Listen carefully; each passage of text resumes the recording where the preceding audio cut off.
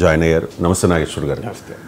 రాజకీయ నాయకులు ఒక్కొక్కసారి అన్యాపదేశంగా మాట్లాడతారో లేకపోతే కావాలని మాట్లాడతారో కానీ సార్ కాస్త అదుపు తప్పి నోరు జారి మాట్లాడుతూ ఉంటారు. ఆ తర్వాత విచారం వ్యక్తం చేస్తూ ఉంటారు. కానీ ఢిల్లీకి చెందిన భారతీయ జనతా పార్టీ నేత రమేష్ బిధూరి ప్రియాంక గాంధీకి సంబంధించి ఒక కామెంట్ చేశారు. దాని మీద తీవ్ర స్థాయిలో విమర్శలు రావడంతో విచారం వ్యక్తం చేశారు. ఆ నెక్స్ట్ డేనే మళ్ళీ ఇంకొక కామెంట్ చేశారు అతిశీకి సంబంధించి. ఆయన ప్రియాంక గాంధీకి సంబంధించి లాలూ ప్రసాద్ యాదవ్ గతంలో బీహార్ రోడ్లను హేమమాలిని బొగ్గల్లా మారుస్తామని చెప్పి హామీని విస్మరించారు.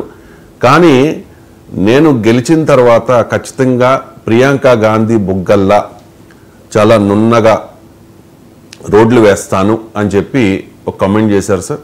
వెంటనే విత్డ్రా చేసుకున్నారు, విచారం వ్యక్తం చేశారు. తర్వాత అతిశీకి సంబంధించి అతిశీ తండ్రినే మార్చేశారు అంటూ కామెంట్ చేశారు. అంటే గతంలో అతిశీ మర్లేనా అని పేరు ఉండేది, ఇప్పుడు అతిశీ సింగ్ ఎలా మార్చారు అని చెప్పి క్వశ్చన్ చేశారు. ఒకసారి బయట ప్లే చేయండి. मार्लिना ये तो सिंह बन गई भैया, चेहरा ही नाम बदल दिया।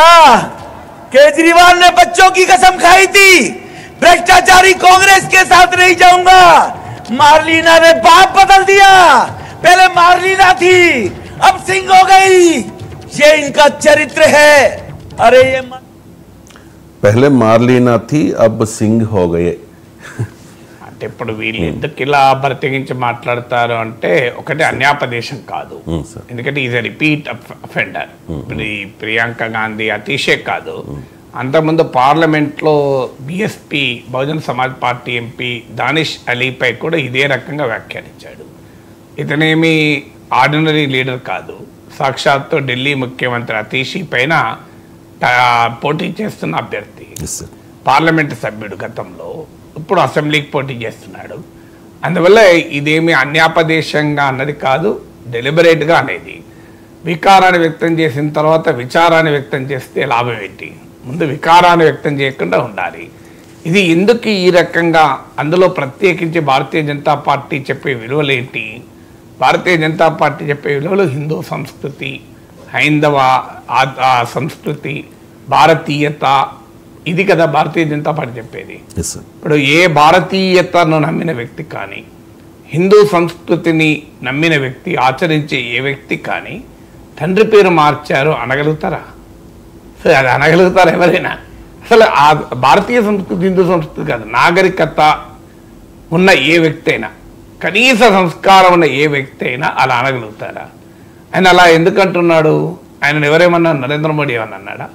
అమిత్ షా ఏమన్నా అన్నాడా? జేపీ నడ్డా ఏమన్నా అన్నాడా? పార్టీ ఏమన్నా అన్నదా? ఎందుకంటాడు? ఇంకా 4 సార్లు అంటాడు.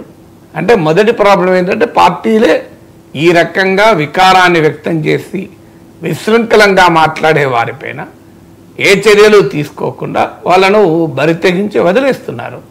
ఒక వైల్డ్ ఎనిమల్ను నువ్వు జనం మీద వదిలేస్తే ఎలా ఉంటుంది? ఇలాగే ఉంటుంది, ఇంకా వేరే ఉంటుంది. పార్టీ కంట్రోల్ లేదు. ఎందుకు లేదు? పార్టీకి ఇలాంటి వాళ్ళే అవసరము.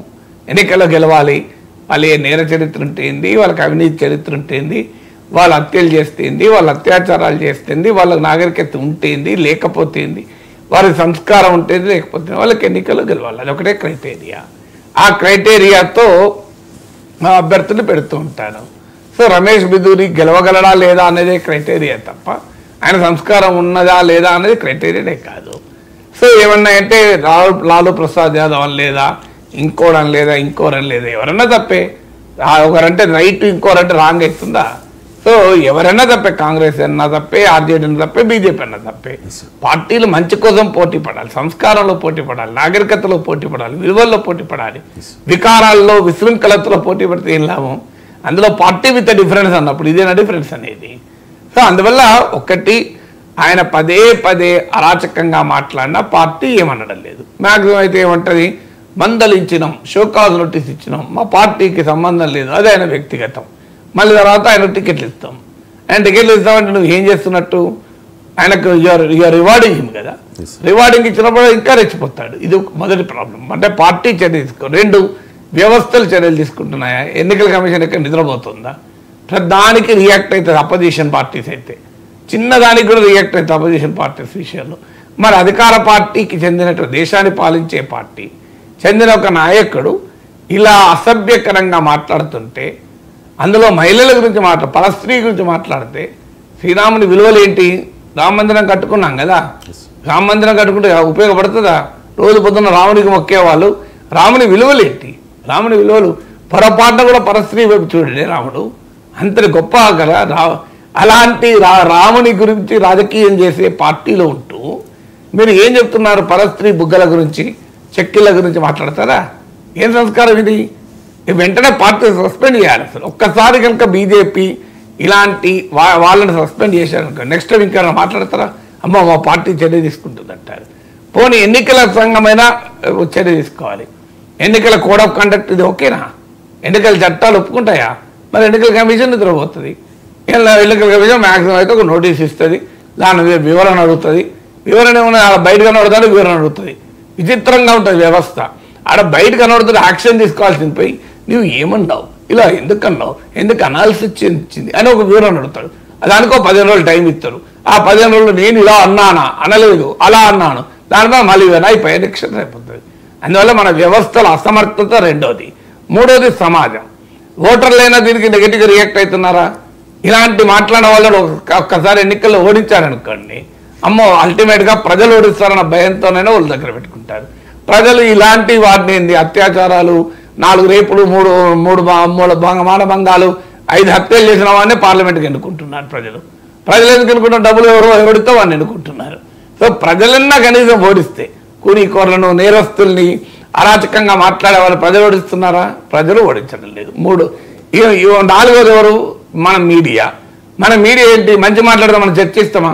మీ టాపిక్ పెడతారా, నేను విశ్లేషిస్తున్నా. ఆయన అట్లా మాట్లాడేది కనుకనే మీడియా అంతా చర్చిస్తుంది.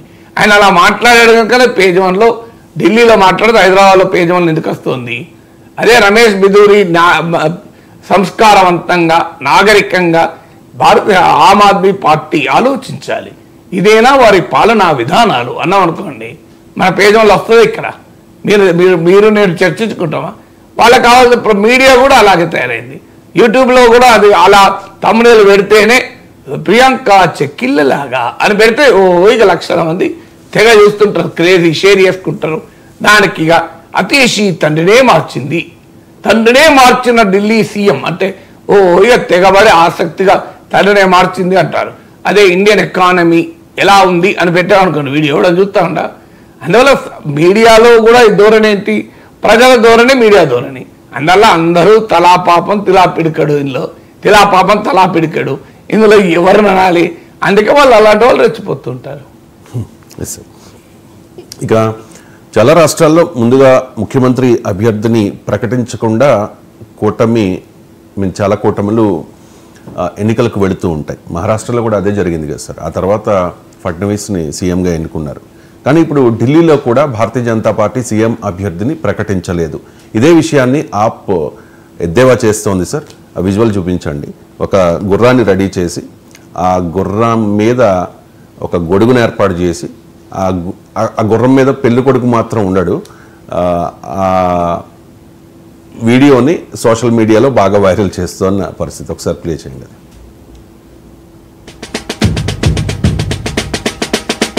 अरे ये बिना दूल्हे का घोड़ा किसका है?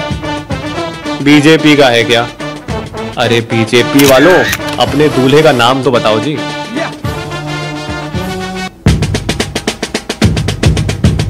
సార్ ఢిల్లీ వీధుల్లో గుర్రాన్ని తిప్పుతూ ఉన్నారు కూడా.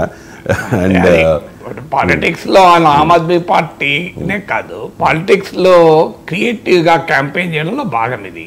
పాలిటిక్స్ ఆఫ్ కన్వీనియన్స్ ఇది.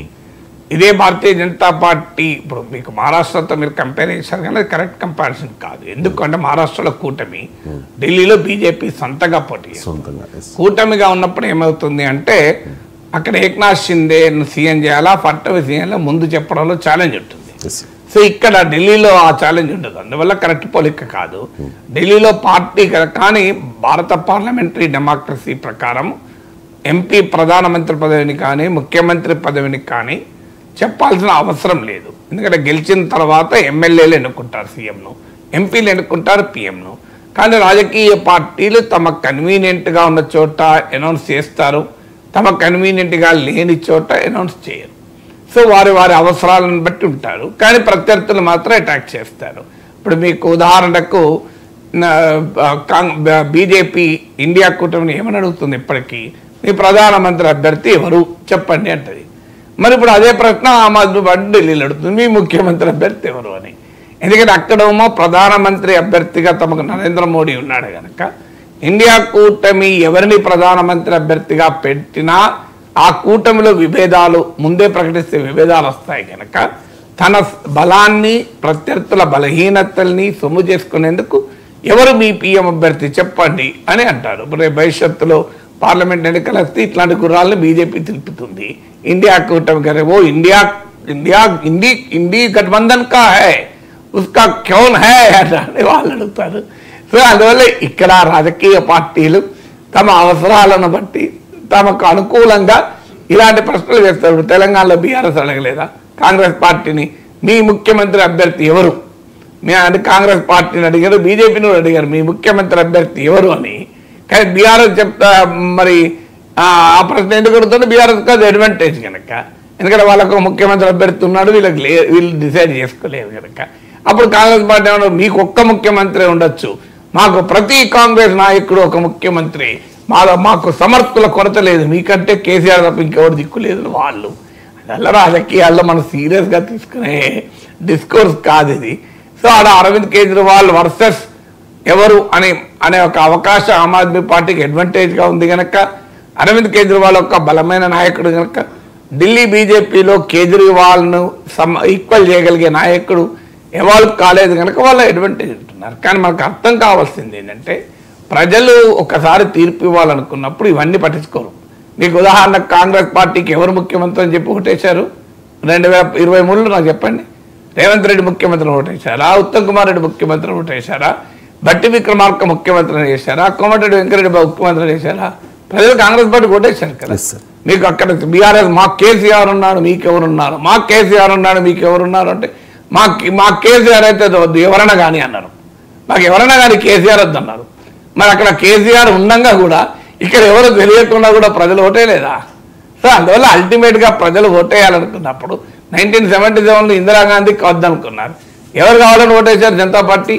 చంద్రశేఖర్ కావాలన్నా, మొరార్జీ దేశాయ్ కావాలన్నా, వాజ్పేయి కావాలన్నా, ఎవరు కావాలని ఓటేశారు? ఎవరు కావాలి? చరణ్ సింగ్ కావాలన్నా, మాకు ఇందిరాగాంధీ వద్దని ఓటేశారు. సో తెలంగాణలో కేసీఆర్ వద్దని ఓటేశారు. అందువల్ల ప్రజలు చాలా తెలివైన వాళ్ళు.